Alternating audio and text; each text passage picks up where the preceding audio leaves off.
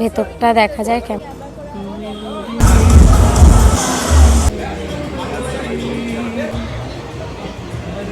নমস্কার সবাইকে, আমার আরও একটি নতুন ব্লগে সবাইকে স্বাগত। আজ আমার একটা বিয়ে বাড়ি আছে, আর বিয়ে বাড়িতে কি পরবো তাই ভাবছিলাম। তো চলো দেখি আমার আলমারিটা খোলা যাক। তাহলে চলো কি শাড়ি পরবো তোমাদের সাথে একটু দেখাই। এখন আমি চাবি খুঁজছি, কোথায় গেল, খুলি। এতগুলো শাড়ি, তারপরেও ওই আলমারিতে পুরো এক আলমারি শাড়ি, এখানে এক শাড়ি, তারপরেও আমার শাড়ি নেই। কোনটা পরবো, সবই তো মোটামুটি পরা। তা ভাবছিলাম, ভেবে রেখেছিলাম, একটা তো ভেবেই রেখেছি যে কোনটা পরবো। ও এই যে এই শাড়িটা, এই শাড়িটা ভাবছি পরবো। এই শাড়িটা দিয়েছিল হচ্ছে আমার দিয়েছে, তো ভাবলাম না, আজ যখন একটা বিয়ে বাড়ি আছে তাহলে এই শাড়িটাই পরি। বিয়ে বাড়ির সাজে আমরা তিনজন একদম রেডি যাওয়ার চলে এসেছি আমরা বিয়ে বাড়িতে। আর দেখো কি দারুণ সাজিয়েছে, কত সুন্দর সাজিয়েছে সত্যি, মানে গেটটাই এত সুন্দর। তাহলে ভেতরটা কেমন হবে, তাহলে চলো ভেতরটা দেখা যায় কেমন সাজিয়েছে। তারপর আমরা তিনজন এখন যাচ্ছি ভেতরে। আর যেতেই দেখো প্রথমেই গেটে দাঁড়িয়ে রয়েছে ওয়েলকাম করার জন্য, মানে ওই মাথায় ফুল ছিটিয়ে ওয়েলকাম করছে, বেশ ভালোই লাগলো।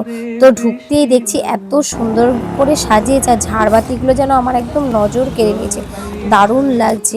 আর ঢুকতেই একটা তো প্রথমেই গণেশ ঠাকুরের দর্শন করে ঢুকে গেলাম একদম কমিউনিটি হলে।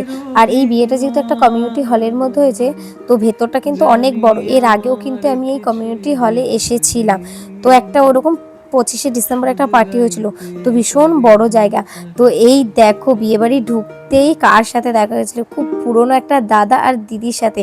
তো ও আমাকে বলছিল, জানিস তো জমা, এই মাত্রই তোর ব্লগ দেখছিলাম, আর দেখতে দেখতে দেখছি ওই তো তোরা। সত্যি বলতে আমার এখন এত ভীষণ ভালো লাগে, যেই আমাকে দেখে না কেন তারাই বলে, জানিস তো তোর ব্লগ দেখি, তোর ব্লগ দেখতে খুব ভালো লাগে, আর তোর ভিডিওগুলো তো দারুণ হয়।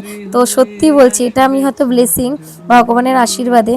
তারপর দেখা হয়ে গেলো আমার পাড়ার এক দিদির সাথে, তাকে দেখেই আমার মেয়ে দেখ ছুট সেই পিসিমণির কাছে। বিয়ে বাড়িতে আসার পর থেকে যতবারই ভাবছি যে গিফটটা দিতে যাব বউকে, কিন্তু বউয়ের পাশে এত ভিড় ছিল যে যাওয়াই হচ্ছিল না। আর তোমাদের শ্রীবীর কি বায়না, সে গিফট দেবে। যাই হোক, গিফট দেওয়ার পর ছবি টবি তুলে ওখান থেকে বেরিয়ে আসলাম স্টার্টার কাউন্টারে, কিছু একটু খেলাম। আর বাবাই এসে এখানে যেহেতু বন্ধু বান্ধব পেয়েছে, তো ও বললে আমি একটু আসি, ব্যাস। ও যাওয়া মানে তো একা হয়ে যাবো, কিন্তু একা হইনি, কিন্তু এই বিয়ে বাড়িতে এসেছে। ভিডিওর প্রথমেই তো দেখলে যে যে দিদিদের সাথে দেখা হয়েছিল, বাবাই বললো যা ওদের সাথে গিয়ে একটু দাঁড়িয়ে গল্প কর।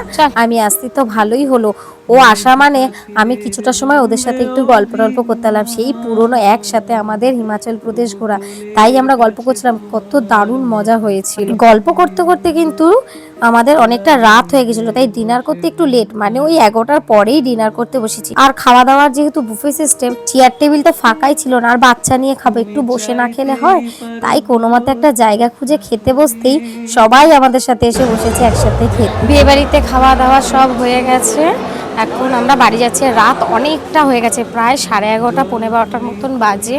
আর যেহেতু বিয়ে বাড়িতে এসেছি, কোনো গাড়ি নিয়ে আসিনি, টোটো করে এসেছিলাম। টোটোওয়ালা আমাদের চেনাশোনা বলে ওকেই বলা ছিল যে ভাই তুই আবার আসিস, তো ওই আমাদেরকে নিতে এসেছে। আর পম্পম দেখো সব সময় এইভাবে বসবি ধরে, তাই ও ওইদিকে বসেছে আর আমি এইদিকে বাভাই একসাথে বসে বাড়ি যাচ্ছি।